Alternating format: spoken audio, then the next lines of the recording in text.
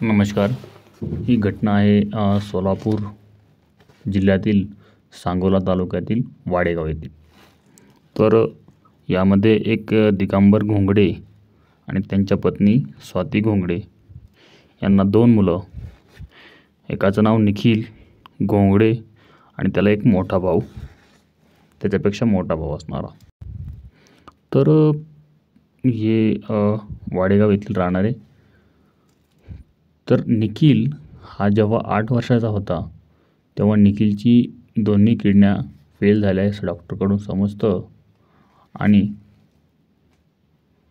आई हा मायेचा सागर, दिला तिने जीवन आधार, आई माझे वडील थोर, काय सांगू त्यांचे उपकार, या गाण्याप्रमाणेच आईला समजल्यानंतर आईने निखिलला आपली एक किडनी द्यायचं ठरवलं. आईने निखिलला किडनी दिली. सगळं काय सुरळीत चालू होतं. सुरळीत चालू झाल्यानंतर निखिलचं वय हे लग्नाचं झालं. काही दिवसानंतर त्यांच्या आत्याची मुलगी मिरज तालुक्यामधील माणगाव येथील अनिता हिच्याशी लग्न करण्याचं ठरवलं. लग्न म्हणल्यानंतर भविष्याचा, फ्युचरचा त्यांनी चांगलाच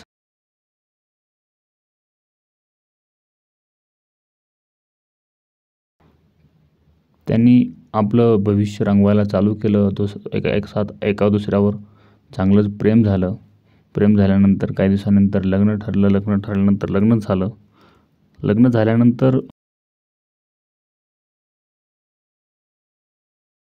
सगळं काही सुरळीत चालू होतं. 1 महिना उलटून गेला.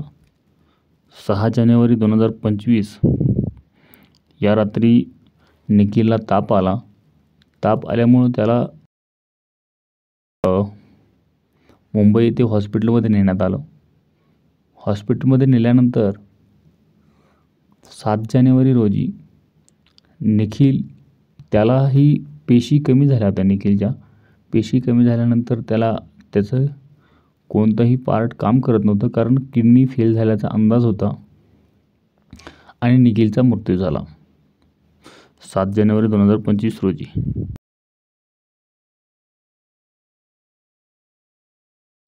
तर नवरा गेल्याचं दुःख हे अनिताला होतंच. ती कोणाशी काही बोलत नव्हती.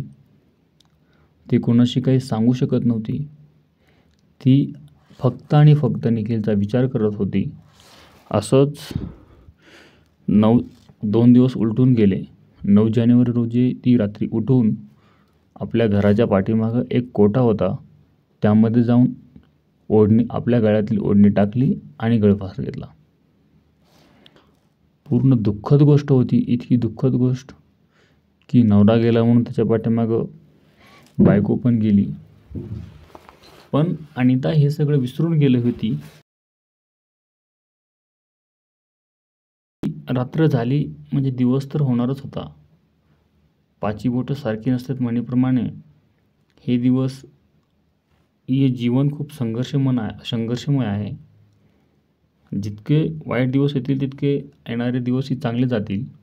तिने आपल्या भविष्याचा विचार करायला पाहिजे होता. तो तर केलाच होता.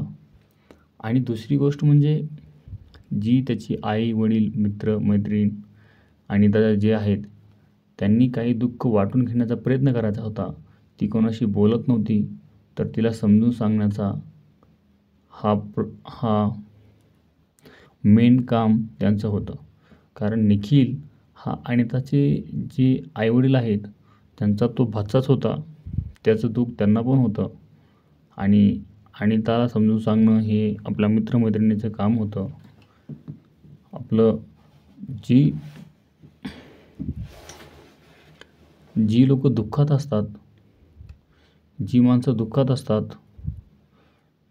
त्यांना दुःख वाटून घेण्याचा मित्रमैत्रिणीचा, परिवाराचा हा प्राथमिक कार्य असं म्हणायला काही हरकत नाही. हे असायला पाहिजे. जितकं दुःख वाटून घेण्याचा आपण प्रयत्न करू तेवढं तिचं मन समोरच्या व्यक्तीचं हलकं होईल आणि काहीतरी पर्याय सुचल एवढंच या गोष्टीतून सांगायला भेटतं. आपल्याला काय वाटतं, आपली काय राय आहे ही कमेंटमध्ये नक्कीच सांगा. भेटूया नेक्स्ट व्हिडिओमध्ये. तोपर्यंत जय हिंद.